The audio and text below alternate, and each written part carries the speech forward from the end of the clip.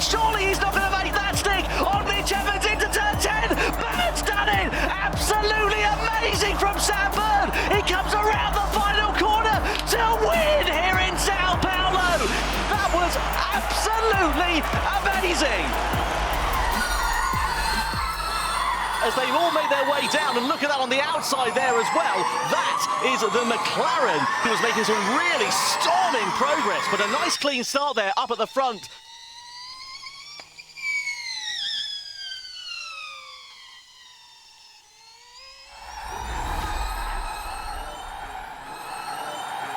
Oh, Evans looking close, he's going to go for the move into turn 18, side by side he goes with Diriyah Bird, he runs it deep though. Is Bird going to be able to try and get the place back? No, it's so close on the exit of 19, but Mitch Evans does it.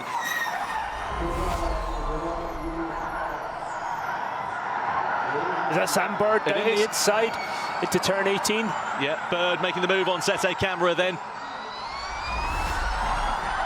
I imagine frustration is going to be starting to creep in for Wehrlein. He knows that Porsche has got good potential, but they've just not been able to exploit it this weekend. He goes for the inside line, down into the first corner. Wehrlein goes through. Does he run it deep? Yes, but he manages to hold firm and get himself up into 7th. Look at Da Costa, he's made his way now up into 3rd place here as well, playing rear gunner for the race leader. In the background there, you've got some moves being made. Jack Dennis looking on the inside of Oliver Rowland. Can he make the move stick? He can. He tries to look on the inside as well of Nico Müller into turn 1. Bird going into attack mode and emerging in the race lead. We scatter past the debris on the exit of turn 3, but what normally it'd be great to be in the same position. You can see this as we go 3 wide through the left-handed King. They're all jostling for places here. What is critical right now is that at Cooper, Nico Müller, the front wing is underneath the car, scraping along. If that goes under the front wheels, he's going to lose steering and brakes. Do you think there's a case for a black and white flag? I would like to say yes. Who is going to take the win of round 4 of the E-Prix? And look at Bird go for the outside. Surely he's not going to make that stick on Mitch Evans into turn 10. Bird's done it. Absolutely amazing from Sam Bird. He comes around the final corner to win here in São Paulo. Sam Bird takes his first victory since 2022. His first for Neil McLaren. Evans in 2nd and Rowland onto the podium on the final lap. That was absolutely amazing. Let's have a look at Oliver Rowland over the line in the chaos of what we saw through the first corner. This was his view of the podium. Oh, look at that! That's a switchback and a half, that is. They teach that, you learn that at the karting track.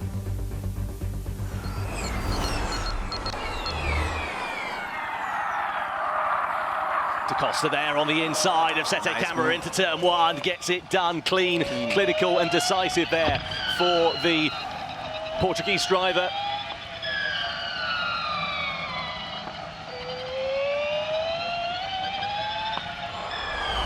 At turn 8, so he's about a few corners behind the rest of the pack, but he's managed to get up and running. As we see the cars come down now, the back straight into that 16, 17, 18 chicane. Again, a potential overtaking opportunity. Yeah. Someone made a pass there, I think. Yeah, front.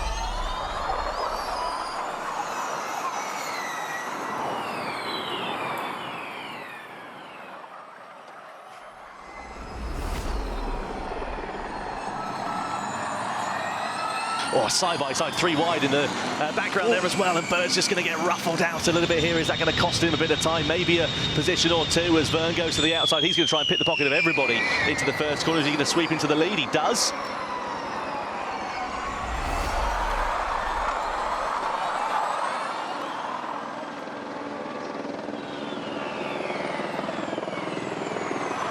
Antonio Felix Da Costa side by side with Oliver Rowland on the exit of turn 5. Da Costa it is that takes the lead away.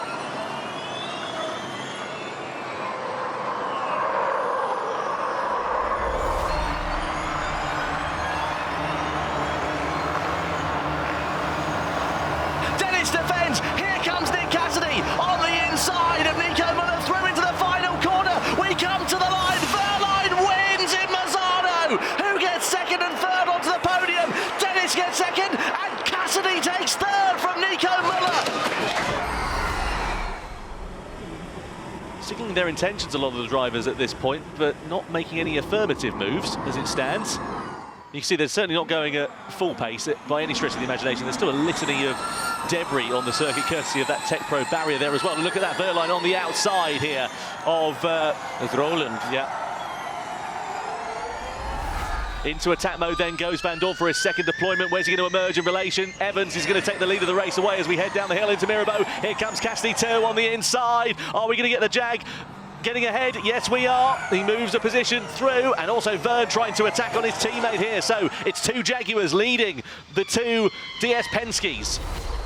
Wehrlein in second, Vandoorne in third, as we go racing once more here in Berlin, and to the outside. We see a lunge there from Berlin Mortara. He's going to try and get 3 places in one corner. Wehrlein is holding it around the outside, gets a supreme exit out of turn 4, and does manage to retain second place, but for how long? We're 4 abreast for the lead. Down in towards turn 6, on the inside goes Oliver Rowland.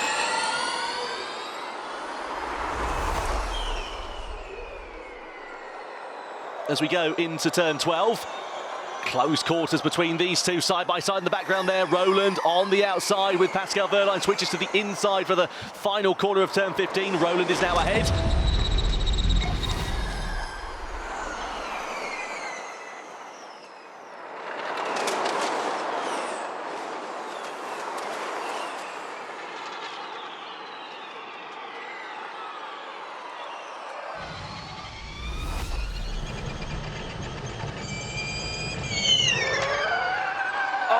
To the outside into turn 6. And Evans is deep. He's deep on the inside. Back goes through for Antonio Felix da Costa. And are we going to see Cassidy and also Rowland maybe trying to pick his pocket here as well? To the outside then goes Cassidy. Rowland's pinching in there as well as they go into turn 9. Rowland's got the inside line. He's going to get shuffled into the wall. There is Cassidy, and that's compromised his race massively.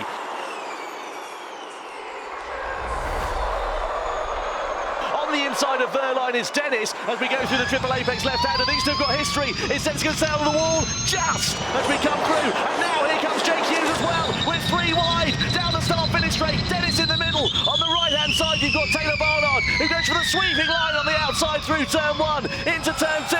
2 for the price of 1 for Taylor Barnard. Fantastic! It's going to be close. He's looking for the move on his teammate there into turn 3. That was a late lunge, but he's also trying to defend from Wehrlein, who's behind him as well. I think Hughes has lost half of his front wing with that up against the wall manoeuvre with Dennis. Evans and Cassidy into turn 6. This is going to be edgy. They give each other room, guys. Cassidy's going to have the outside line though, which will turn into the inside line for turn 9. But Evans has got more power. He's got 50 kilowatts more power around the outside line. They're going to hopefully give each other room here, but is Evans going to use the extra power to out-drag Cassidy now on this long straight? This is the longest straight off the circuit, and he does. Battling and the defending, and he's got enough of a gap that he's not having to cover the inside line. Here we go. Jaguar switching for position into 6. Cassidy for the outside. Evans keeps it tight. Cassidy's going to hold on as they come. He will have the inside, of course, as they come into turn 9, and they now have the same amount of power. But it's quite clear that neither of them want to lose this particular battle. It's quite clear that the gloves are off in terms of team orders at this stage as well. Cassidy with track position on the inside. They're going to flick it into a left-hander, so Cassidy will just hold it firm ahead of Mitch Evans. That's what Cassidy needed to do.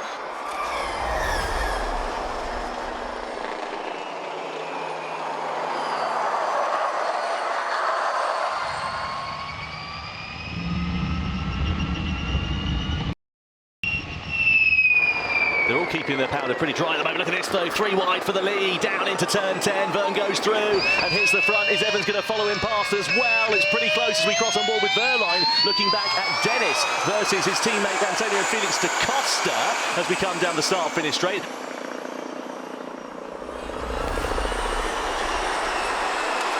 Well, we're on the final lap then now. Lap 29 out of 29. It's Wehrlein that leads. Mitch Evans then going for the outside line into the first corner. Dennis versus Verne. Once again down into T1. But what's happening for the lead? Evans has taken over from Wehrlein. He leads in the Jaguar as we come down through turn 2 and turn 3. But is he going to hold it to the end of this one? That's the question. And can Cassidy do anything to try and challenge for this victory? What an overtake there from Mitch Evans. Right around the outside of turn 1. He's been eyeing that up the whole race. The last sector is interesting for me, Tom, because we've got lots of side-by-side running, but it's getting through there, running side-by-side and still being efficient at the same time, right around the outside. Similar move to what Mitch Evans pulled off yesterday there for Norman Nato, really, you know, rolling the speed into the corner.